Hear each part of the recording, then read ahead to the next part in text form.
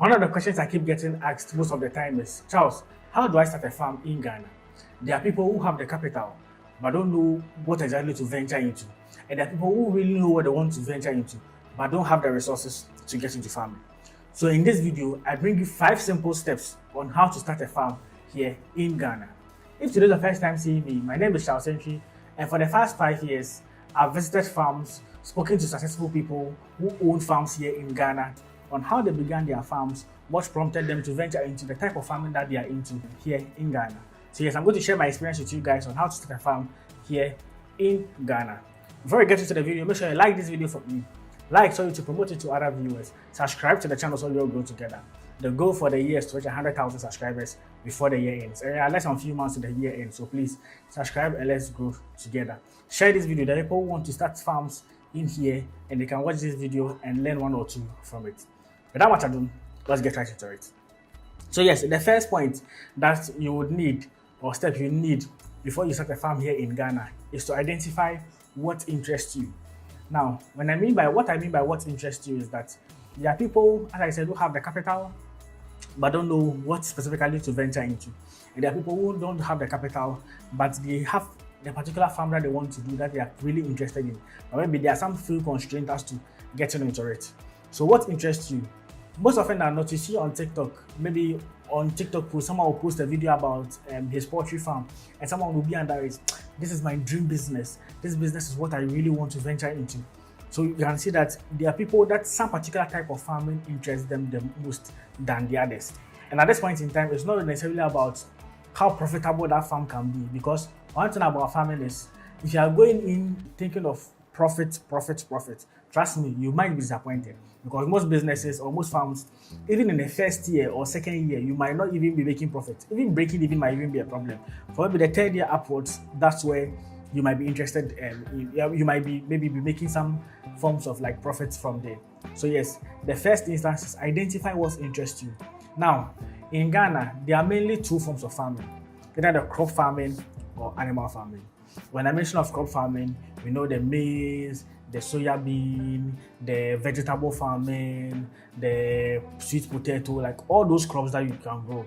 Then when it comes to the animal farming, we are looking at maybe rabbitry, grass cutter farming, poultry farming, fishing like catfish or maybe tilapia farming. So there are a lot of varieties. Just look at these 2. First, identify which one do you feel like. Normally, when you see videos online or you see friends who say or visit other friends, other people's farms and like they have such setups, look at what they do. Maybe it might interest you. You find some joy in what they are doing, and you know that you can see yourself to venture into that particular type of farming. Because, like I said, you might not necessarily be looking at profits at the first instant when you're starting farming. You have to enjoy what you are doing. What the type of farming you are doing has to like pick your interest for you to say, okay, I want to go for this type of farming or go for that type of farming. So yes, what interests you really matters. About 3 years ago, I did a video with Latiman, the catfish farmer. For most of you, those who don't know him, I'll link his videos somewhere in here for you to check it out. But having a conversation with him, one of the things he said was that normally, whether he's into catfish farming, so he said, if he's to wake up early morning and just visits the farm, looks at the fishes swimming, it gives him joy, it gives some form of relaxation, and he's happy that you have such fishes in his house that he's rearing them. So let me ask you this. Do you consider yourself as a farmer? Currently? Yes. Oh, currently, yes. I'll consider myself as a farmer. Reason being is I realize this thing gives some level of joy. So I'll tell you this, if you feel depressed, start a backyard garden or something. I'm telling you, there were times where I was feeling so down. When I come and I look at the fish just moving, I am okay. Like, I am okay. He's taking care of something. Yes. Yeah, like, at least I can see living things or whatever moving and it's because I was okay, because there was a time I was so down. And then I had to try as much as possible to just get something going. So when I look at them, it gives me some level of joy. So right now, I am trying to go even bigger, because if I see more, I'll be okay, I'll be satisfied. So now, for now, yes, you can call me farmer. And I like it. So you can see that even if he might not be making profit from what he's doing, he naturally or inwardly enjoy the type of farming that he is into. You get it? So yes, it's not necessarily about the profit angle, like thinking of, oh, which one is more profitable, which one is not profitable. It's mostly about what type of farming I'm doing. Is this something that piques my interest? That even if I'm not making any money from it, obviously I'll still be interested in it. I'm not disputing the profit factor. It is there. Obviously, before you are starting a farm, just look into what type of farming is more profitable than the other before you go into. But at least look at what piques your interest. Because in farming, if you are going into it for a short term looking for profit, trust me, that is not the option for you. Just be looking at something else to venture into. So yes, either crop or animal farming. Just go to look at what piques your interest. What is it that when you see post about it, you are excited about starting, that you have joy in it? You get it? So yes, these are the first point that you're supposed to look at. What piques your interest? What type of farming do you find yourself doing most before you can venture into it? The second one is capital.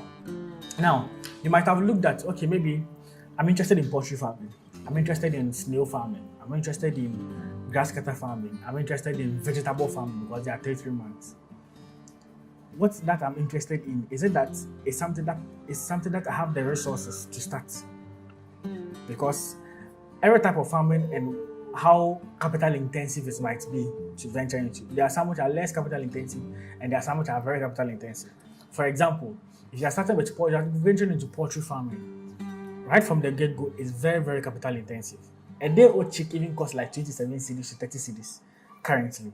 So that should even give you a fair idea. If you have like 500 beds, 1,000 beds, look at the capital that you have before you can venture into it. Because obviously, you might see things on poultry farming and say, it is the business I want to do. But the constraint might be the capital that you might be interested in. So yes, with the first point, you can list all the things you're interested in.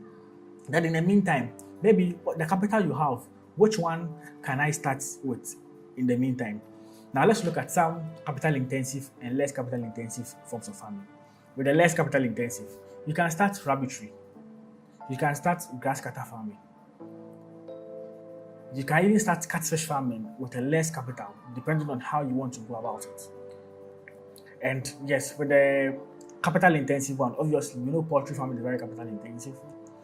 Going into a business like cattle farming is very capital intensive because you need resources. And when I say it's capital intensive, let's say, for example, poultry farming.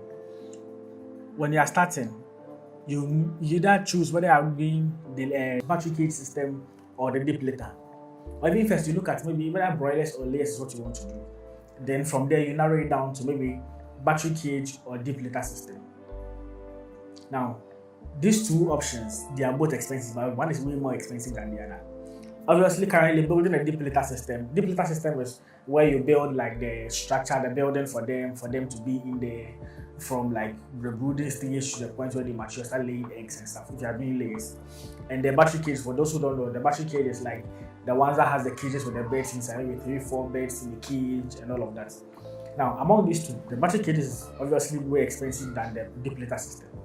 Speaking with the poultry project, earlier this year, one of the things he said is he's into poultry farming, specifically into layers. He has 250 or 300 beds. Speaking to him, he made mention that even just the cages for like the 350 or so beds that he has cost around 12,000 cedis, and this was like 2 years ago for the battery cages. That should give you an idea how expensive it could be. If you're looking going into the deep litter system as well, building the structure and all of this, and currently price of things are quite expensive. So yes, it will not even cost you crying for maybe 30,000-50,000 cedis at least for the structure and everything, the building for them. It's likely like to cost you. And these are like building structures that can accommodate, let's say, 1,000 beds, 5,000 beds, and all of that, depending on what you want to venture into and the cost that you might incur when you are going into it. So yes, some forms of farming are very capital intensive as compared to the others, and you have to weigh the two. Look at the options. If I have the capital, especially for those who have the capital and don't know what to venture into, which option should I go in for? And some of these things, when you are going into it, since it's long term, initially, I would advise you to start small, but the structures and stuff you need to get, it's something that when you build or you do, it's a fixed cost that you incur, especially in the first few years. And as time goes on, you might not even incur that same particular cost again. So like the poultry farm, if you are buying battery cages, maybe you have an idea of maybe doing 10,000 or 1,000 beds initially. Maybe in the first instance, yes. Personally, my advice I will give you is, no matter the amount of capital that you have, don't always go big. Don't always do like huge numbers. People reach out to me, Charles, I have the money. I really want to start catfish farming. I want to do like 5,000 of them. No, it's not advisable, regardless of whether you have the capital or not. Always start small. You might have the resources for 5,000. Personally, if it's catfish farming, for example, I'll tell you the best you can do, just start with 200, 300 of the fishes. And it would help you. And in the long run, you understand why I'm saying start small. Because you are now going to learn about the business. You are now going to know the ins and outs, the pros and cons, some things, that mistakes that you would learn, like you would encounter along the journey.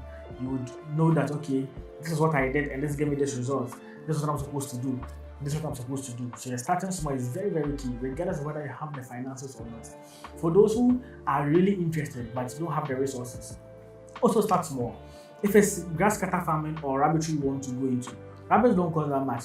I think one rabbit could cost you like 200, 300 of them, like 300 CDs or 150, 200 CDs for like a rabbit if you are going to rear them. It can even be way less as compared to that. You can get like 2 of them, because rabbits every month they get pregnant, like you can be able to cross them, and they give birth to a lot, like 5, 6 huge numbers. So in no time you can be able to upscale early. You can easily have like, let's say, a structure, one or 2 cages for them. In the meantime, maybe you have a male and a female. You might separate them. As time goes, where you want to cross them, you can put them together for them to cross. Something simple, something cheap that you don't really have to incur a lot of cost. And some types of farming too depends on like whether you can do it domestically or do you have to acquire land to do it. I will look at land acquisition in the next few steps. But in the meantime, some types of farming are there. You don't necessarily need a huge space to do it. So something like rabbit farming, something like grass cutter farming, even catfish farming, you don't necessarily need a huge land. Unless maybe you are looking at doing the earthen pond or maybe some concrete pond as well. But if domestically you want to go into catfish farming, you can get a tarpaulin pond, very simple, very demure. Have it at home, like just maybe at your background, at your backyard. Start with like, let's say, some few number of fingerlings, and as time goes on, you get to learn on the business. Your first year, first cycle, maybe because it takes 6 months to grow. Maybe the first cycle you try with 300. Okay, you see some few mortalities, you see some few mistakes. The next time you start increasing it gradually, maybe add an extra 100 or maybe like 200, depending on how you want to go about it. Then as time goes on, you keep growing there, you keep learning from there. But the truth is, for most of the types of farming that you venture into, initially, your startup capital that you incur most fixed costs. So catfish farming, for instance, even if it's domestically that you are doing it, you need a tarpaulin pond. With a tarpaulin pond, it costs. You can get one that's maybe can accommodate 1,000 fingerlings or 1,000 fishes from fingerling stage to maturity. But that doesn't mean you start with 1,000. You can start with, let's say, 200, 300. After you've identified that maybe catfish farm is what piques your interest, you get the necessary things. Start small, so at least your investment or capital doesn't go down the drain. Starting small is very important. No matter how much capital you have or resources you have, always go small. Now, point number 3 is research or education. Now, if you looked at what piques your interest, you've identified, okay, you've listed them, maybe catfish farming, poultry farming, grass cutter farming are what I'm interested in. I've looked at the capital. Maybe at the moment, based on the money I have, poultry farming is too expensive for me, so let me start with maybe rabbitry or grass cutter farming or catfish farming. You've looked at that. Now, the third point is, do you have much education or have done much research about it? And the research is, before you venture into any business, always make sure you learn about it. Read more about it, watch more videos about it, visit farms. We'll get to learn from farmers who are already into the business. So for those who watch my videos, for instance, I always say the contact details of the farmers I interview are always in the description side of the video. In the comment section, when you guys normally ask for it, I give it to you. Maybe you watch my video, you are inspired about maybe some type of farming, you want to venture into it. Take up the farmer's number, call the farmer. Most of the farmers I've been to, they are open and interested in people visiting their farms to learn from them. Some farmers might charge you a little bit talking to train you or educate you. Yes, it's something that you should be willing to at least take up upon yourself that you want to do because you want to learn. They are already in the business. They've also went through some challenges and tough times, and even their challenges have done some more for us. You're willing to pay because yes, it will save you a lot when it comes to your business. So yes, make sure that you have adequate knowledge, research about it, know more about it before you venture yourself into. The other important aspect is if you have a workforce or you have like one people who come and work for you, make sure that those people are well trained. So one of the key things is in Ghana, most of the times, people who did agricultural science or did study science and stuff in school, it's just a few of them who are really interested in maybe pursuing that after school. Some found themselves in that particular field, and that's because they did, and some are not interested. But there are still some people who are really passionate and really want to further it. And I've been getting such DMs and such messages most of the time. So maybe Charles, I'm an undergraduate, I have a degree in agric science or animal husbandry. I want to like manage farms. I want to pursue it. I want to people who are there who for me to come and visit, like as in manage their farms for them. Make sure you are getting the right kind of people to manage your farm for you. Want people who have like maybe the experience and the knowledge from school, and they are willing to like further practicalize what they studied in school. You can take some of these people as farm managers for them to manage your farm for you because they are really interested in like pursuing it, interested in knowing more about it. A good example will be earlier this year I visited Dobo Farms somewhere in the central region, and his farm manager, person of Pascal, very brilliant guy. I think he did veterinary also in school. If from my conversation with the guy, you could know how experienced and intelligent the guy is, and like he knowing his stuff. Because everything you talk about, everything he makes mention of, he knows like how to go about it. He's well vested in it, and at this you could see that if you entrust your farm into his care, he will take very good care of it for you. And that's what he was doing at Dobo Farms. So yes, always make sure you are getting people who have skills, who are knowledgeable about it. Even if they have knowledge, maybe they have the theoretical knowledge, still get them to train them. Let's invite farmers, maybe the farms that you visited, that you've watched them online and like they do trainings. Let your workers go there to get and receive training, and make sure that at least they also have the hands-on experience before you employ them to venture into them to like take care of the farm for you. And other important thing is you as an individual, the business owner, to make sure you are well vested and educated in what you are doing, because you can't just entrust it in the hands of people and you don't have no knowledge about it. All you know is, oh, I have the money, I have the capital, so yes, I can pay people to do it for you. Make sure you also have the knowledge about it, because one thing is, even if your workers are not doing the right thing, you might not know because you don't have the knowledge about it. So make sure you understand the business, you understand the training that they receive. It will be best for you to also partake in those training. Also learn yourself to make sure that you can also be able to like have knowledge about it. That even if you go to the farm and you see something wrong, you can identify that this thing you are doing is the wrong way. That you are doing is the wrong way. Because it's your investment at the end of the day. You are the one pumping money into the business. They are just normal workers. And unfortunately, sometimes you employ people, you can take good care of them, and in the end, they might even cheat you or not be doing the right thing. And these are some of the challenges that come with like employing like workforce in Ghana. Let me just speak a little bit about that. So a good example will be, I think somewhere last year, there's this catfish farm, Richidosia Farms, at the Sutrari area. They do tilapia farming on the Akosombo, the water there. So you know for those who know that side, mostly it's a hub for like tilapia farming where they farm like on the water body. And the first day I went there, so the man himself is outside the country, he's not here. He normally comes around time and time when they come to do harvesting, to supervise the harvesting and how things went. So he reached out, he came down that he has a farm, they're about to do harvesting. He would like for me to come and take coverage. And why not? I was happy to go there. We went there, very nice place, very nice farm. He had a big dream for the farm. He had a farm manager who was available on the farm. And I think part of the videos we did, I even did videos with the farm manager. Now, the harvest, everything went down. Second time, he came down that, he wants for me to come again for us to do like a second coverage for the business, because the first one really went, so I helped with the sales and everything. I went there and I realized something.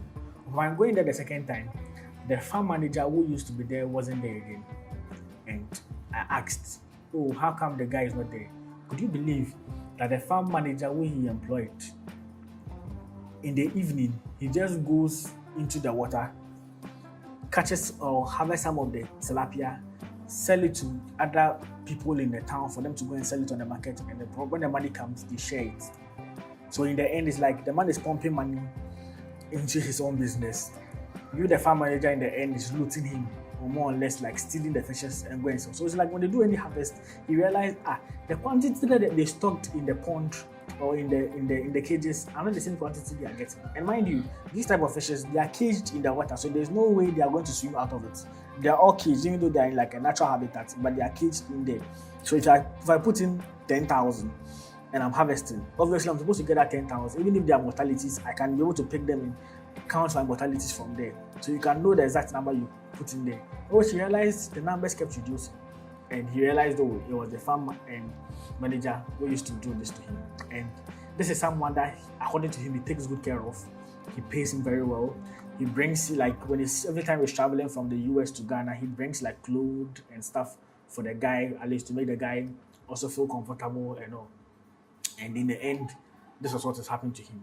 So employing workforce is very key when you are doing your business. In as much as you'll be training them, just make sure that you are getting the right people. And someone will ask, Charles, how do I get the right people? Honestly, I don't even know how you get the right people. But just make sure that normally the things that are within your control is well taken care of. Something as making sure they are well compensated for the work that they are doing, making sure that you're having security on the farm. Security is very, very, very, very key. No matter how trustworthy someone might be, make sure that you always have security. So the second time I went there, after he changed the farm manager, I went there, he had fixed cameras all over the place, monitoring what is going on day in, day out, and has a control system in there. So having security on the farm is very key. No matter how trustworthy you might find the person who manages your farm to be, make sure that there is some form of security or check. Now, in terms of security, I visited a farm called Farms. It's a pig farm somewhere in the eastern region. And the farm is owned by two couples, like a couple in the UK, and they have the farm here in Ghana. And they have the gentleman's, the man's, the other brother is the one who mostly like more or less supervises the farm. And they called me for a coverage. So I went there to go and do that for them. And upon visiting the farm, I realized that the security system on the farm is very, very tight. Such that the man has a control system where he's not in Ghana, he's in the UK most of the time. But when I went to the farm, he told me, oh, Charles, I've seen that you are on my farm. He has a security system that is monitoring everything that he has, wherever he is. So you can, not necessarily, especially for those in the diaspora who really want to start farms in Ghana, for them, for you guys, mostly you have the resources, but you just want trusted people to work with and also like people to manage your farm very well for you. Make sure you have a good security system.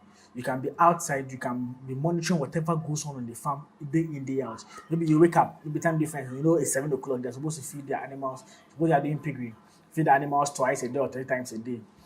Make sure that by that time, Ghana time, you log into your security system. You are monitoring, okay, they are giving the right types of feed to them, they are giving them the right quantity in the right proportions. Like everything is being done well because sometimes, you can, you know how expensive feed is when it comes to livestock farming. You can go and buy feed in large quantities and stock them down. Then your workers will be taking the feed and be selling them off. And they'll tell you, oh, we give this, they consume this number of bags, but in natural sense, they're not even giving the right quantity of bags to the animals. So yes, make sure you have a good security system. Then the other things you also can have control over is, especially for my people in the diaspora, make sure you have a relative, a very close relative who is trusted to some extent, who will be in Ghana to at least monitor and supervise the farm for you. And this is what I'm saying. You not necessarily be a farm manager, but he will be someone who might visit the farm every Saturday or maybe every 2 weeks. He might go to the farm. Sometimes when it comes to labor in Ghana is when your workforce or your labor force realize that you are not in the country and you are outside and maybe you might be monitoring them no matter what, they still have this intrinsic mindset of stealing you because they have no supervision in person. So make sure you have like a close relative who might go and come around. And a good example would be the farms. The gentleman's elder brother was in Ghana, and the guy frequents the farm almost every Saturday to monitor, make sure that the boys are taking good care of the animals, regardless of he being in the UK monitoring the farm. Another good example would be Dobo Farms. When I went to Dobo Farms, he had Pascal, who's a farm manager, very intelligent guy. But his elder brother as well was on the farm to make sure that everything is being done well. He always visits the farm, make sure that they are taking good care of the place, the workers are well being paid, animals are being fed, the right quantity of medication, everything is being actually administered to the animal. So yes, make sure that you have like a close relative who will be in Ghana to help you supervise what is going on, because sometimes you might be doing everything right, and in the end, people or the normal workers or the workers might be stealing from you. The other leg to this too will be, so I based in my conversation with PAR Farms, Emmanuel, he's into poultry farming. One of the things he made mention of is that sometimes if you're looking for workforce or labor, don't look for people who are within the same town. So let's say I'm farming in the eastern region, let's say Adeso. That's where the farm is located. Don't look for farmers who are within Adeso. No, don't do that. Look for farmers, look for workforce or people who can work for you from other regions and bring them to that particular location. I thought about it and I realized, to some extent, he's true. He's right. So I don't take worker from Accra. It's not. It's bad to have workers from the same town. Let's say you are not Adesso, you take worker from Adesso. So I was thinking that was one of the easy ways. Hey, town boy, he knows the corner or you go see no X or go. Town boy, they're no good. Oh, but like, this is actually a very good information. Yeah, because mostly when people get the land, they feel like, okay, in the area I've gotten the place, I have to get someone there that can really supervise because he is around, so he can take care of the thing. So No. We don't do that. I bring workers far away. I'll wait for them. They'll stay. well, you tried honestly having like residents for them in here that they stay, providing everything for them. It's actually good. This was his reason. Sometimes if you look for people within the town that you are farming, they are experienced, they know more. Like it's their town. You don't live there. You know the people in the town. And let's say for poultry farming that he does, these people might be stealing your eggs and selling it to the town folks for extra profits, and you might have no idea about it or what is going on. So always bring people from a different region to be located. So he, for example, he's in Ade, so doing poultry farming. His workers all came from the Bronga Huffle, where like he has like a setup, like he has like a structure, an accommodation facility on the farm for the people to live in there. He provides feeding, everything they need, data, everything they need, make sure that they are very well fed, everything, and they are camped on the farm, making sure they are giving the animals the right feed, making sure the eggs too that they pick, they account for it and everything. So yes, this is something that you can also employ. Don't look for people who are within the town of which the farm is located.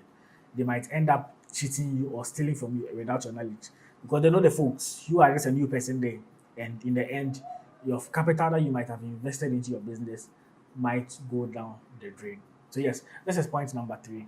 Now, for point number 4 is land acquisition. Trust me, this is one of the topics that personally is an intrinsic, like an intriguing topic in Ghana when it comes to like acquiring land. Trust me, it's not one of the easiest ways, like means to acquire land here in Ghana. Land acquisition here, especially if you want to buy it outright, is very difficult. And personally, I stay out of land issues. Most often I get like messages saying, "Oh Charles, I need land. Can you help me acquire land? I really want to start a farm. I need a land. Maybe it's a land. I do have land available and stuff." Personally, I don't like getting involved in land issues because acquiring land in Ghana is very tedious, and that would be like a discussion for another day.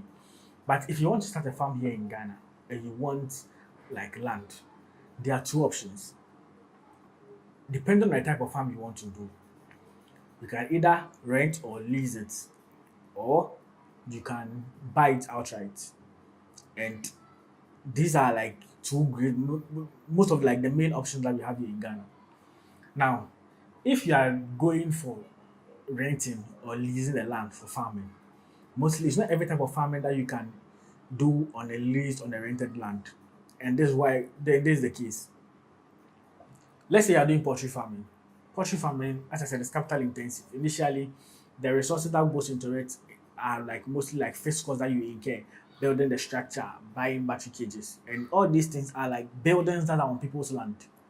And if the land is not for you, and let's say you've leased it for like 5 years, 2 years, 3 years, and let's say in the next few years, the owner comes and say, "I want my land." What do you do?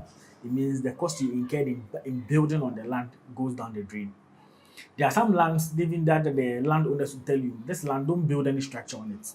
And that was the case for a farm I visited somewhere in Agonu area on piggery, doing into piggery and catfish. And the guy gentleman told me that when he had the land, it was a leased land. Initially, the plan was to do crops, and later he wanted to do like piggery or pig farming on the land. And the landowner told him, "Don't put up a structure on my land because in the near future, I'll need my land for something else." And I think he found a way. Later, they agreed and he bought the land. But make sure that the type of farming that you want to do determines whether you have to buy a land or lease a land. Now, for lease or rented lands, normally crop farming is the best.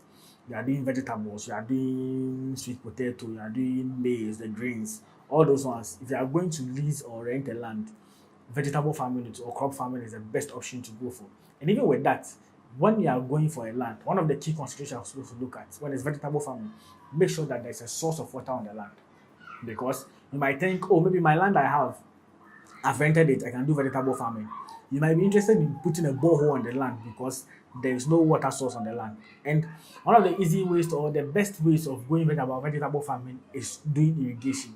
Irrigation is very key, and I'll come to that. I'll expand on that very soon. But if you don't have water source and you want to go to crop farming, and let's say you decide to do borehole, it depends on what maybe the landlord or landlady might agree for you to do it or not.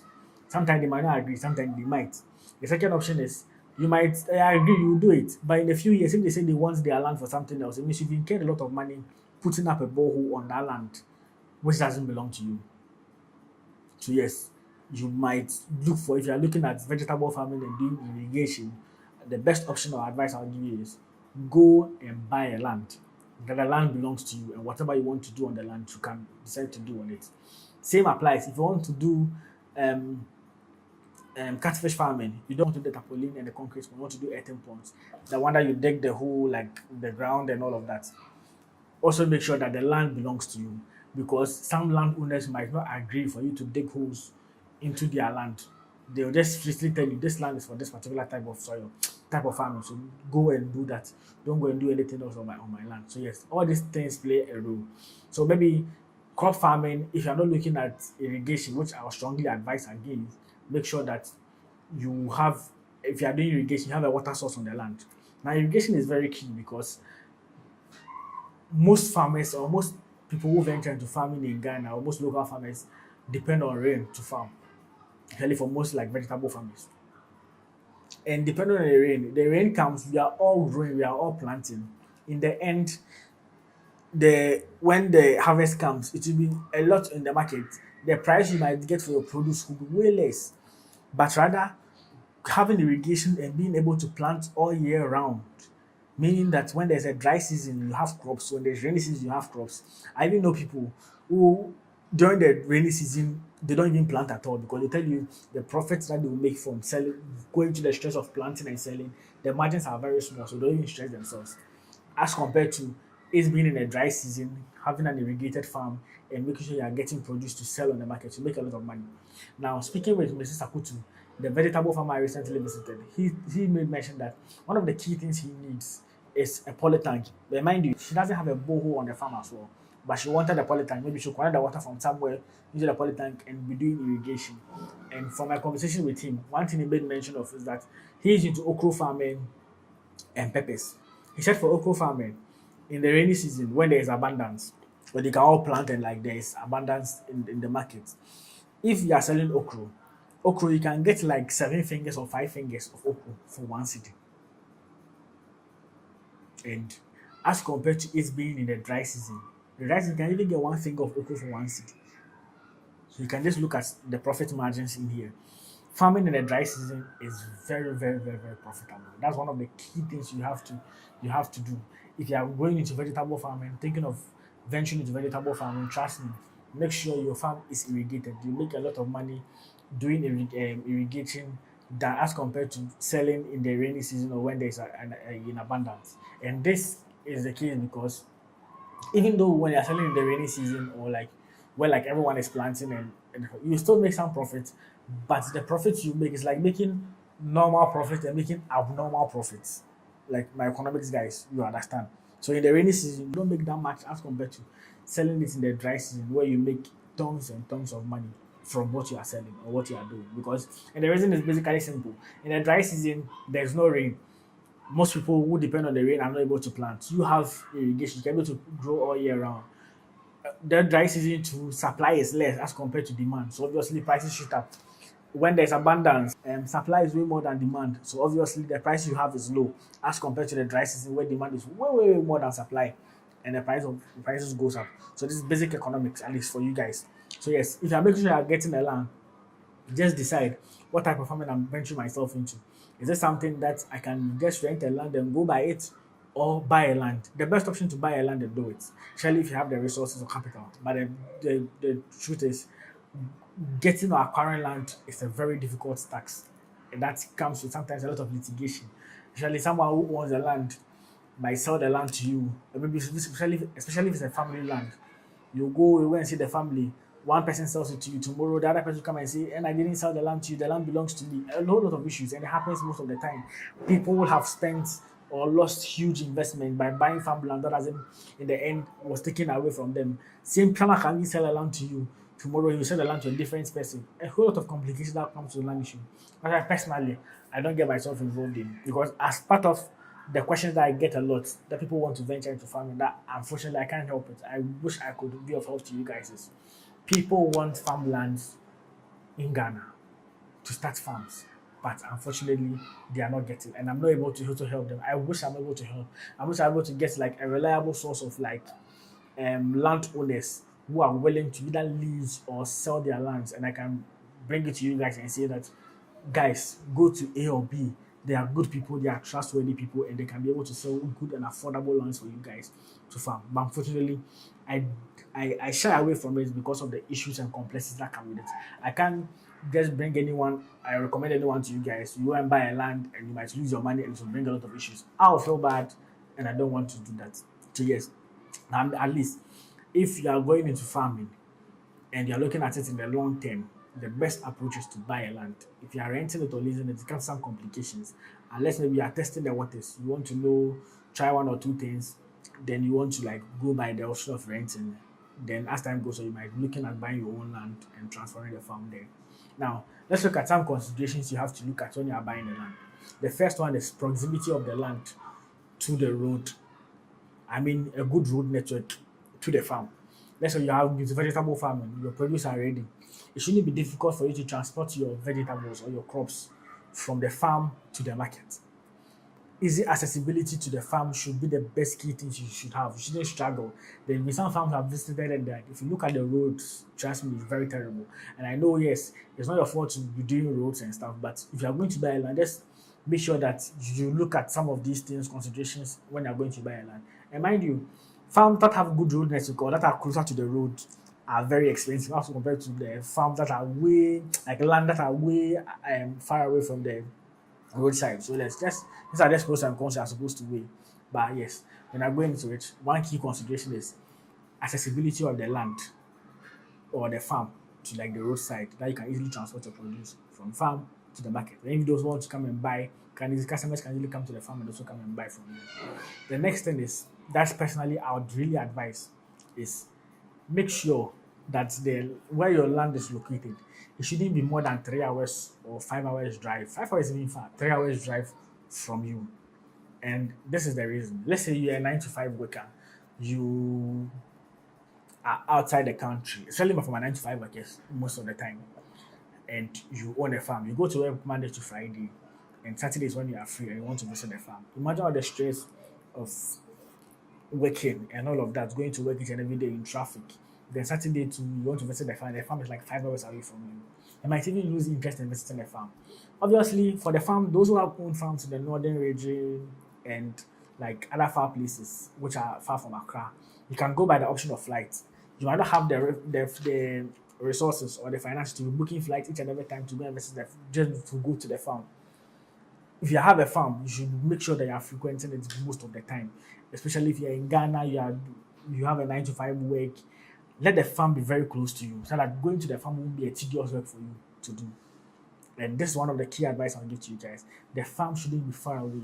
Let's say you are based in Accra, you do your 9 to 5 work in the city center in Accra. The farm should be somewhere in the eastern region, let's say Volta region at most. Some of these places are best key spots to own a farm. So that if you are going, Volta region is like 3 hour drive from Accra. Eastern region is depending on where you are going, 2-3 hours from Accra. So you can have farms located at these places, and it will be easy for you to go to the farm because, like I said, if you have a farm and you don't frequent or visit the farm regularly, the workers, no matter how trustworthy they are, they might be stealing or cheating from you. So make sure that the things within your control, you can be able to control them, such as making sure you are visiting the farm regularly, even if not every Saturday, at least every 2 weeks. Make sure that you are visiting the farm. It's very, very important. Protect your investment.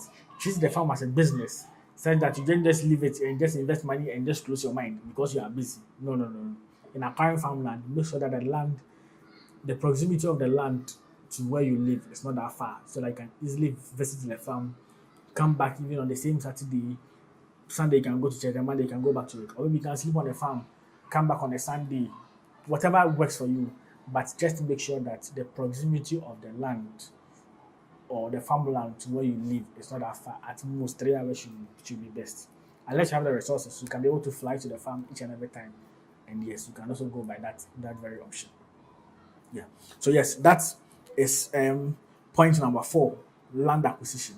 So yes, if any of you is watching me and you know you're a trustworthy source of land, and I mean trustworthy because I also have to do my due diligence before I bring it out there. That's what you can email me on entrycharles26@gmail.com or entrycharles218@gmail.com and send me an email, and we can partner and work together to make sure that at least we are giving people who want to venture into farming good source of lands or good or quality farmland for them to get. And before I forget, one other thing too about land acquisition is there are some lands and what they are known to be good to be grown for. For example, you can go for a farm, let's say in the eastern region. The owner of the land can tell you this land is good for growing cassava, it's good for growing vegetables, it's good for growing like any type of crop. Even the crops, there are variety that will tell you that it's good for growing. Make sure you do your due diligence before you go because maybe you can go for a land and say you're going to do crops and say you're growing cassava or yam on that land. It will tell you, and that land is not even known for growing cassava or yam. It will tell you it's good for growing vegetables. So make sure you do your due diligence in acquiring land because it's very, very, very important. Land acquisition, if I'm talking about land as a whole topic, it will take a longer time for us to speak about it. But make a separate video when it comes to some key consideration when it comes to like land acquisition, especially which region and is good for growing some particular types of crops. And the truth is, Ghana, we are blessed with good soil. Anywhere in Ghana that you want to grow, like anything you want to grow in Ghana, it will grow. Depending on the region. Just that there are some regions which are known for some particular type of crops as compared to some other regions. But anywhere in Ghana, whatever you grow, you are blessed with good soil. Whatever that you grow in Ghana, it will yield good results and it will be good to grow. Yeah. So yes. Now the last point that we'll look at, point number 5, will be marketing and profits or market and profits. Now, this is very, very, very, very, very key. Very, very, very key. Let me even tackle the issue of marketing. It is key because you can't, like I said, treat your farm as a business. You can't start and say you are going into farming and you don't have markets or you're unable to sell your produce. Then in the end, what are you doing? You're investing money for the crops to go bad or not to gain any returns from it. That's why marketing is very, very, very key. Some school of thought believe that before you start a farm, have your source of market before you venture into it. Others are of the view that start small. As time goes on, you identify the market. Don't wait until the end time or when the crops are mature and ready before you are looking for markets. So these are two different school of thoughts.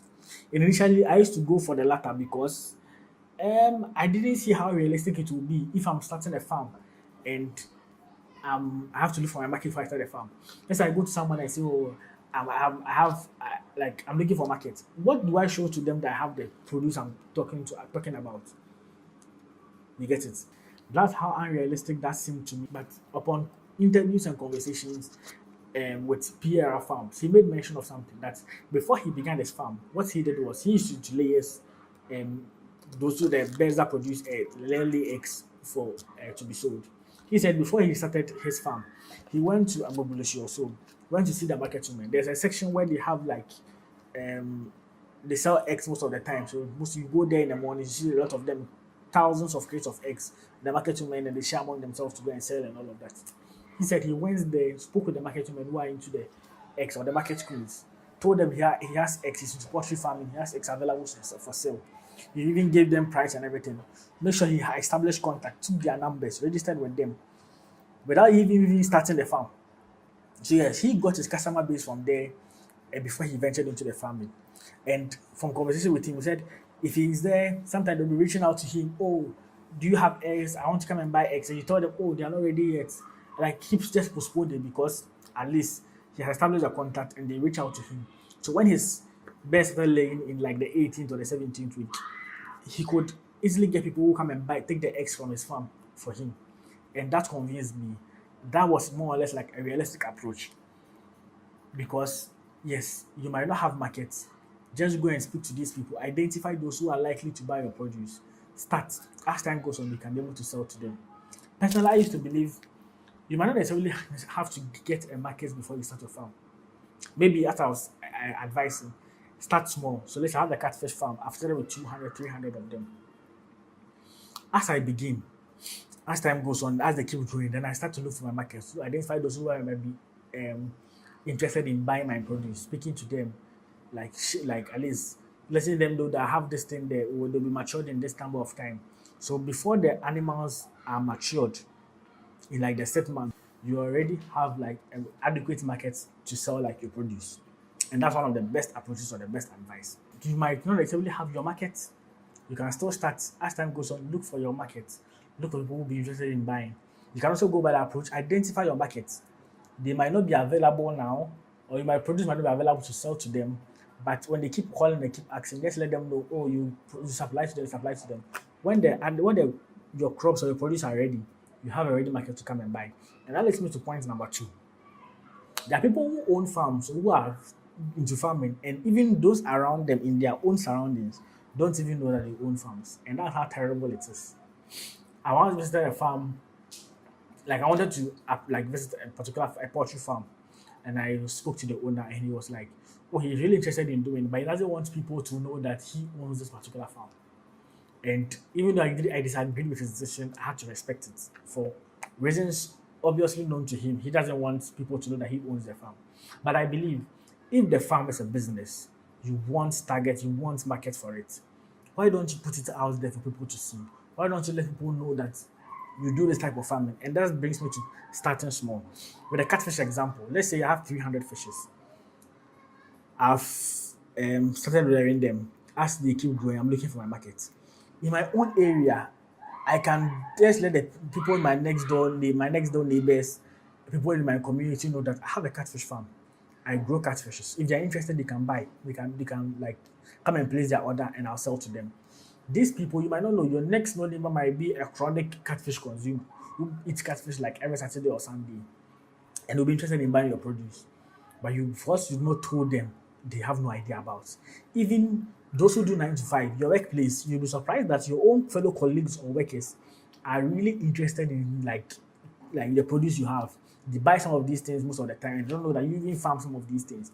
Telling them you might even get them to buy all this produce you produce like from your farm.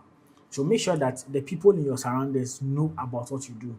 At the workplace, let them know I have a catfish farm, I have a goods farm, I have a vegetable farm. These people will be your same direct market who will come and buy your produce from your farm for you. So always make sure that the people around you should know what you do. People in your community should know. So that at least in case they need some, they can come to you, or even they know friends who might be interested in this. Oh, I know that this colleague of ours is into this. You can go to the person and you can get some of the produce from there. So always make sure that the marketing, let people in your own community make sure that they are aware of it. A good example would be I visited a catfish farm recently in Kaswa, and after my conversations with the guy, he made mention that initially when they began the farming, they wanted market, and they didn't let the people in their own community even know about it. And they had to post on social media, which is another point that'll come there. And someone was interested, not knowing the person was interested in buying the catfish. was just their next door neighbor. And you didn't know the person was interested in it. So yes, make sure that the people around you, the people in your community are aware that you're into farming, and they might be the same people who come and buy your produce from you. The third point I would give is social media. Now, we are in a global village now where people are on social, people are on their phones, being the Twitter, any of the apps, scrolling each and every time. One advice I would give to everyone who wants to start a farm today: create a social media page for your farm. And this is one of the best advice you can ever get from anyone. Now, for example, I'm doing catfish farming or poultry farming, and I'm doing it domestically in small quantity. So I'm doing, like, let's say, a tarpaulin pond at my backyard. If it's poultry farming, battery cage is less than 250, 300 at my backyard.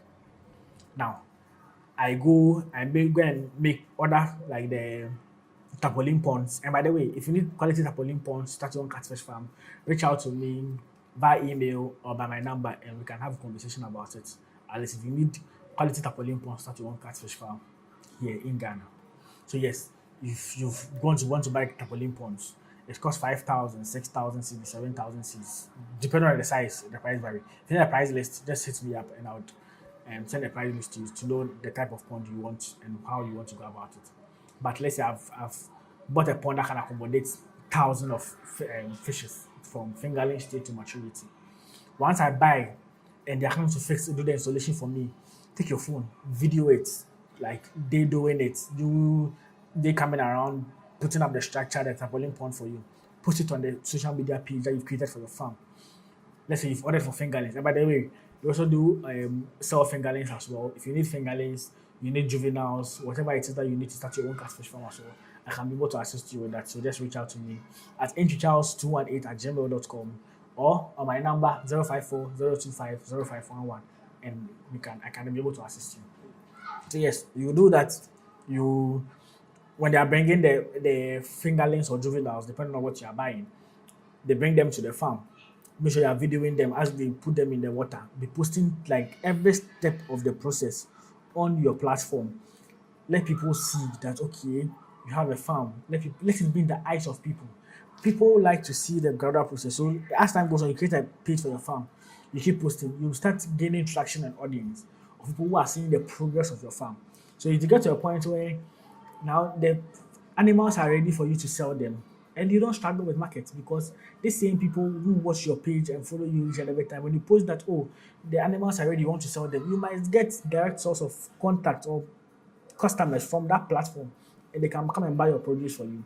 So it's always important before you start your farm, make sure you are creating a social media page. The pages I recommend for you, the best one is TikTok and maybe Facebook. TikTok, because TikTok, the algorithm is very good. You can start a TikTok page today, post your first video, and you can have thousands of views as compared to, like, let's say on Instagram where it will be difficult. Facebook is also good for like having a page or have like a account for your farm where you can post the progress of your farm, everything about your farm on there to gain customers easily. People can easily see you, see what you are doing and what you are selling instead of hiding in your own shell, pumping money into a business that you're not getting customers for. So always make sure you're having a social media account for your page. Post the progress. If it's poultry farming, when they pay for the cages and they are fixing it, video them, post it there. When you buy the day old chicks, you go to the airport, you go and pick the birds up, have a video of it, post on the social media platform. If you are doing brooding, post about it. Feeding, post about it. Medication admission, post about it.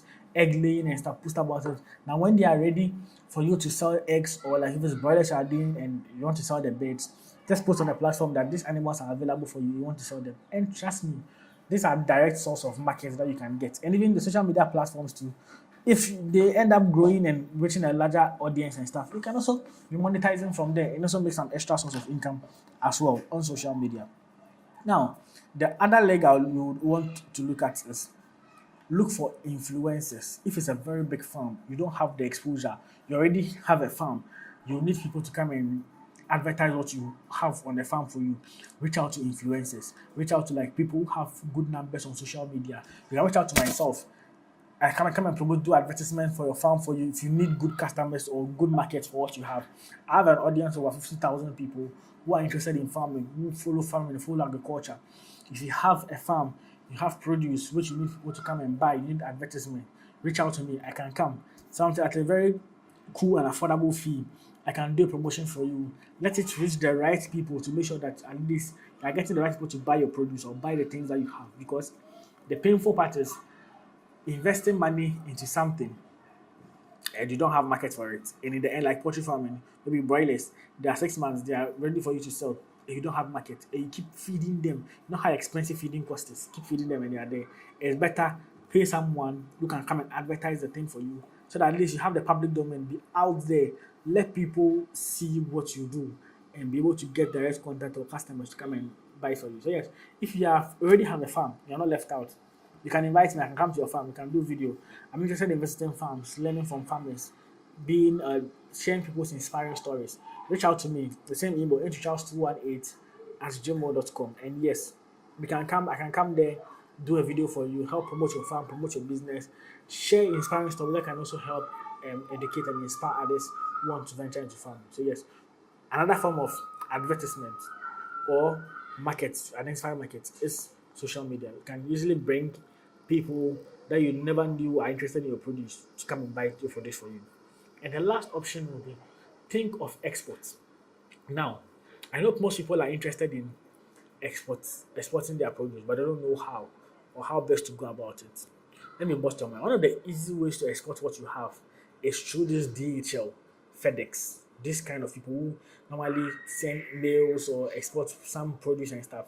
I know people who are in Ghana who export, let's say, catfish farm.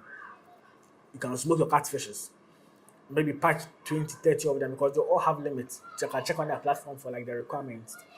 Make sure that you, at least the best way to do is have someone who is outside, maybe in Europe or in the US, where you want to export it to, who can take the produce from there, or a customer who can acquire those things from there and sell. Especially for those in Ghana, there's a good market of our fellow Ghanaians or other Africans who are in the diaspora who need some of our local produce, who need some of our local stuff that we still consume in here to do food and to cook and eat.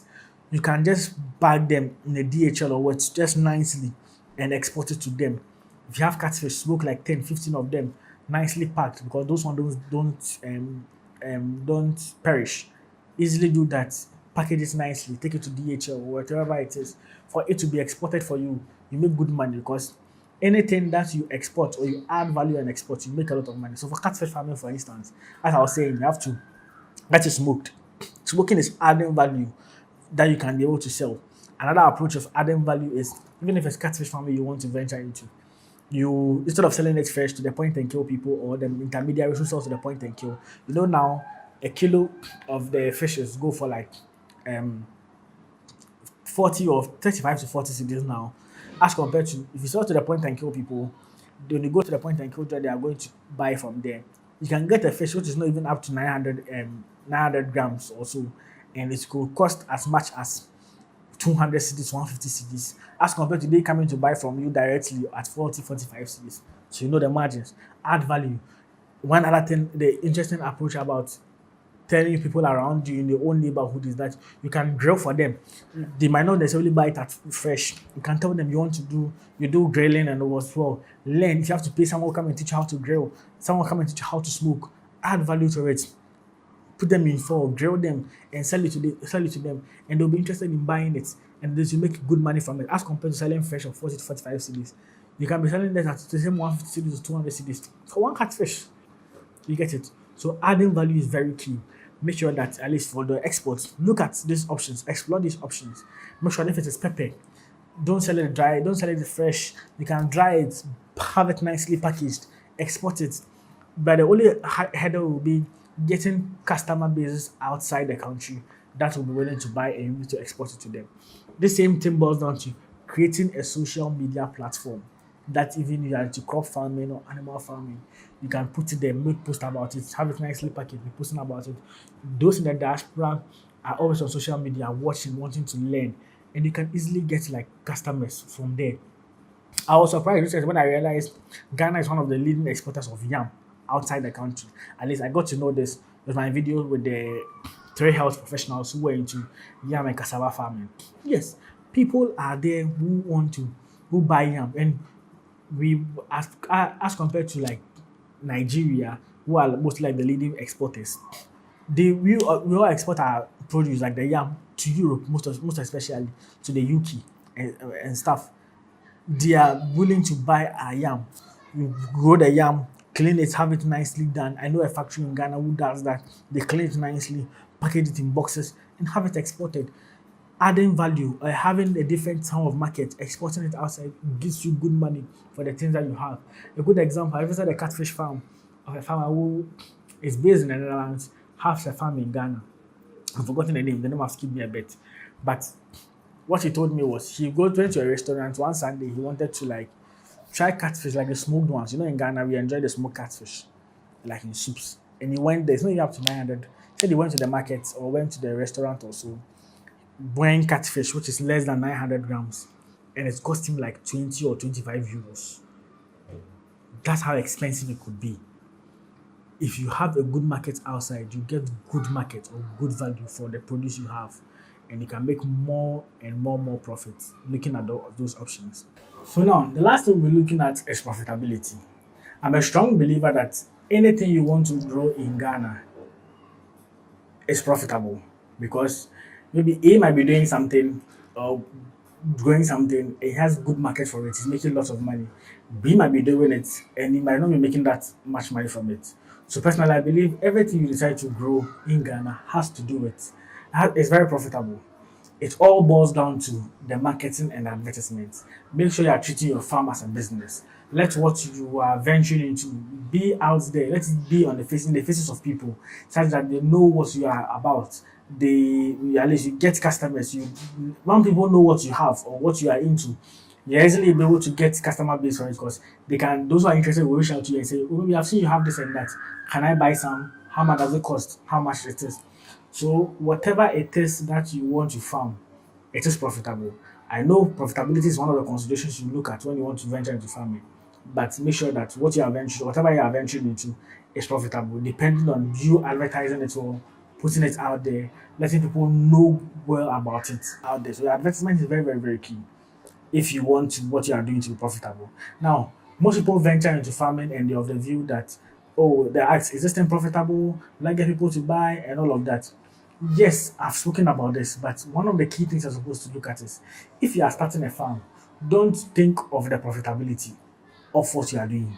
Because mind you, and the truth on the ground is in the first times that you start what you are doing, you won't even get like you will making profits within the first 3 years. At most, you won't be making profits. And why do I say this? In the first year, most of the costs might be incurring might be fixed costs that you would incur. So if you're, let's say, catfish farming, buying tarpaulin pond is a fixed cost. Fixed cost because you will incur this cost in subsequent times when you are doing it. If you want to do concrete, you spend money in doing it. If it's earthen pond, you buy money for excavators and stuff to come and dig the hole, create the pond for you. There are all costs that you would incur. If it's poultry farming, buying the battery cages, it's fixed cost. You get it once you do it your first cycle. The subsequent ones you don't incur those costs again. If you're doing deep later, the structure you put up is a fixed cost. So mostly in your first year or first cycle, you don't really incur much cost. The subsequent year, at least that one maybe you might say, oh, I'm starting to break even a bit.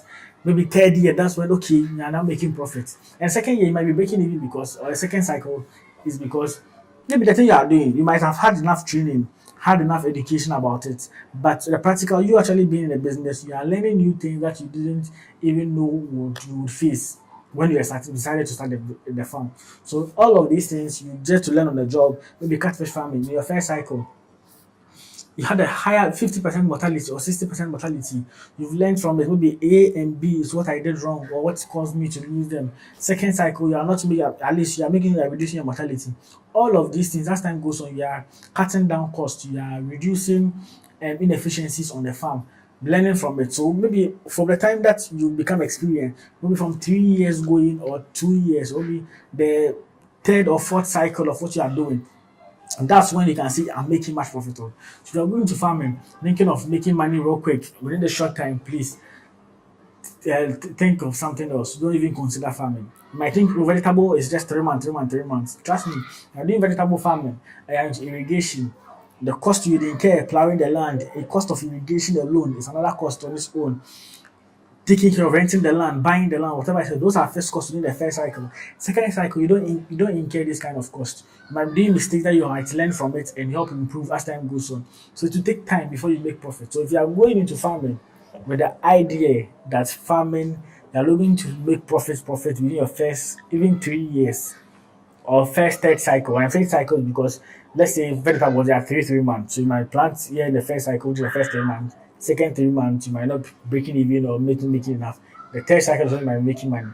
If it's poultry farming, maybe your first time you might have some mortality. Second time you might try it again. That's when you are making some particular good returns from it. Maybe after 3 years. So yes, going into farming with the idea or aim they are going to make profits, trust me, don't look at that within the first time. You're looking at quick money, don't consider farming. This video, in fact, this video even not even for you in the first place.